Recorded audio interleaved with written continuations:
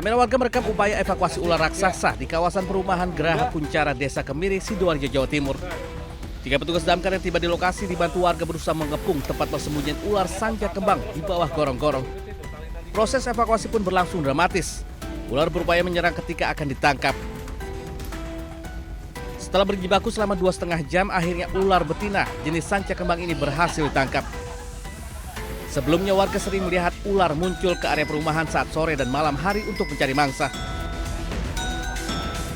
Ketika damkar mau evakuasi, agak sulit karena medannya paritnya terlalu ke bawah, terus ada cor-corannya, jadi susah. Meski baru pertama kali terjadi, warga tetap merasa was-was, terutama keselamatan bagi anak. Dari Sidoarjo, Jawa Timur, Pramono Putra Anyus melaporkan.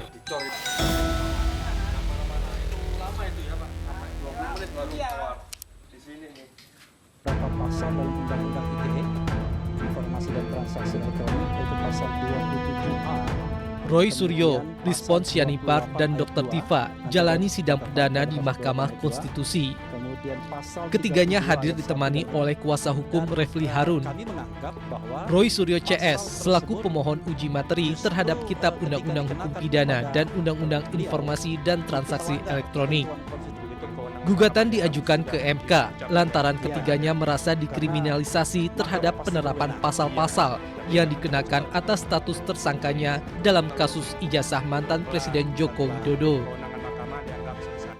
Sudah saya katakan tadi, mereka adalah warga negara Indonesia dan mereka merasa dirugikan hak konstitusional mereka karena saat ini mereka ditersangkakan dengan pasal-pasal yang kami mohonkan ke hadapan majelis panel hakim Mahkamah Konstitusi. Inilah pasal-pasal yang digunakan untuk menersangkakan mereka dalam kasus yang dikenal publik sebagai kasus ijazah palsu mantan Presiden Joko Widodo.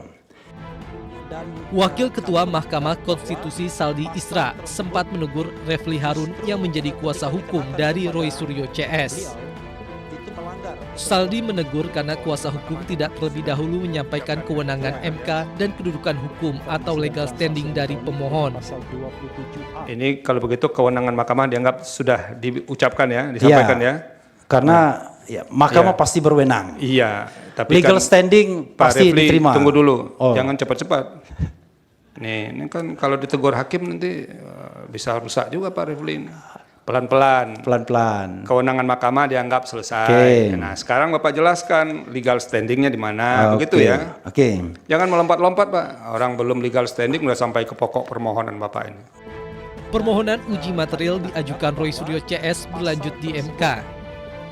Roy Suryo CS menilai pasal-pasal yang digunakan dalam perkara ijazah Jokowi kerap disalahgunakan untuk mengkriminalisasi pendapat ilmiah dan akademik.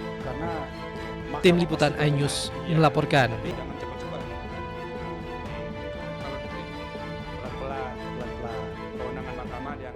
Ya, di MK itu kami akan melakukan uji terhadap 6 pasal yang ada di Dewan PK. Uji materi lagi. Pasal berapa Pak kalau boleh tahu? Pak, ada pasal 310, 311 atau yang terbaru itu menjadi pasal 433, 434, kemudian pasal 27, pasal 28, kemudian pasal 32 dan 35 Undang-Undang ITE. Di mana? Biro. Puluhan warga yang mayoritas emak-emak menggerebek sebuah rumah di Desa Pakuniran, Kabupaten Probolinggo, Jawa Timur. Satunya. Ada orang tadi yang salahnya. Masa mendesak wanita berinisial NH, salah satu koordinator aplikasi, untuk segera mencairkan bonus yang dijanjikan. Aksi sempat memanas, namun beruntung anggota Polres Probolinggo datang ke lokasi. Dan kita juga akan melakukan pendalaman dan koordinasi secara intensif juga dengan JPU dan ahli untuk melihat apakah aplikasi ini terdaftar dalam OJK. Sebelumnya diketahui puluhan emak-emak mendonasikan uang mereka untuk investasi di aplikasi online. Deposit mereka bervariasi dari ratusan hingga belasan juta rupiah dengan bonus yang menjanjikan. Hingga kini terduga pelaku masih diperiksa secara intensif di Mapolres Probolinggo. Dari Probolinggo, Jawa Timur, Hana Purwadi iNews melaporkan.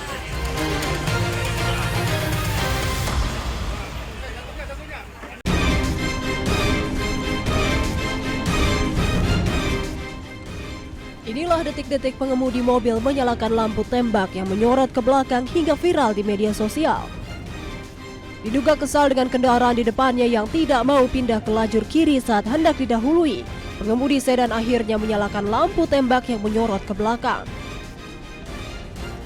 Tidak hanya sekali, pengemudi sedan menyalakan lampu tembak belakang beberapa kali. Usai viral, Satlantas Polresta Sidoarjo berhasil memburu mobil tersebut yang berada di pos polisi Taman Pinang, Indah, Sidoarjo. Karena dinilai membahayakan pengendara lainnya, pengemudi berasal dari Gresik, Jawa Timur akhirnya diberi sanksi oleh polisi. Kami amankan di pos, kemudian kami beri sanksi untuk melepas sendiri lampu tembak atau lampu sorot yang ada di belakang mobilnya.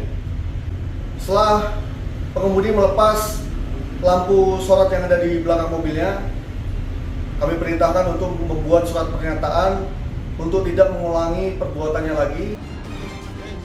Satlantas Polresta Sidoarjo menghimbau pengendara untuk tidak memasang lampu tambahan atau variasi yang bisa membahayakan pengendara lain karena memicu terjadinya kecelakaan lalu lintas.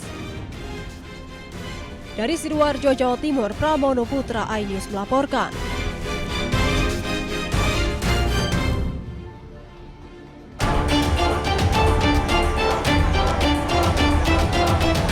Ratusan warga Kota Blitar, Jawa Timur antri di kantor Disperindak demi bisa mendapat tempat berjualan di Pasar Takjil Ramadan 2026. Mereka antri berjam-jam hanya untuk mendapat nomor undian. Bahkan banyak warga menunggu sejak pukul 6 pagi.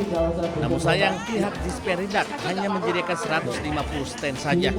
Sehingga banyak warga yang kecewa karena tidak kebagian nomor undian untuk mendapatkan stand jualan. Nggak lolos. Padahal udah antri dari jam berapa? Jam 7 Pak. Kecewa nggak Mas? Sedikit sih Mas, karena sudah Bapak pengennya niatnya kan pengen berhasil gitu untuk jualan beli takjil. Kita undi karena hanya tersedia 150 stand. Nah, nanti yang tidak dapat akan kita coba untuk ada beberapa tempat yang bisa dimanfaatkan. Pasar takjil di Kota Blitar akan dilaksanakan mulai awal Ramadan. Pemerintah sendiri telah menyiapkan 3 lokasi, yakni halaman Pasar Templek, halaman Pasar Legi, dan Jalan Kenanga Kota Blitar.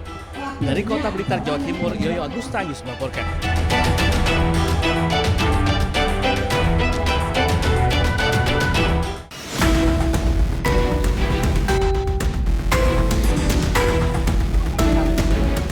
Kamera warga merekam upaya evakuasi ular raksasa di kawasan perumahan Geraha Kuncara, Desa Kemiri, Sidoarjo, Jawa Timur. 3 petugas damkar yang tiba di lokasi dibantu warga berusaha mengepung tempat persembunyian ular sanca kembang di bawah gorong-gorong. Proses evakuasi pun berlangsung dramatis. Ular berupaya menyerang ketika akan ditangkap. Setelah berjibaku selama 2,5 jam, akhirnya ular betina jenis sanca kembang ini berhasil ditangkap. Sebelumnya warga sering melihat ular muncul ke area perumahan saat sore dan malam hari untuk mencari mangsa. Ketika damkar mau evakuasi, agak sulit karena medannya paritnya terlalu ke bawah, terus ada cor-corannya, jadi susah. Meski baru pertama kali terjadi, warga tetap merasa was-was, terutama keselamatan bagi anak. Dari Sidoarjo, Jawa Timur, Pramono Putra, iNews melaporkan.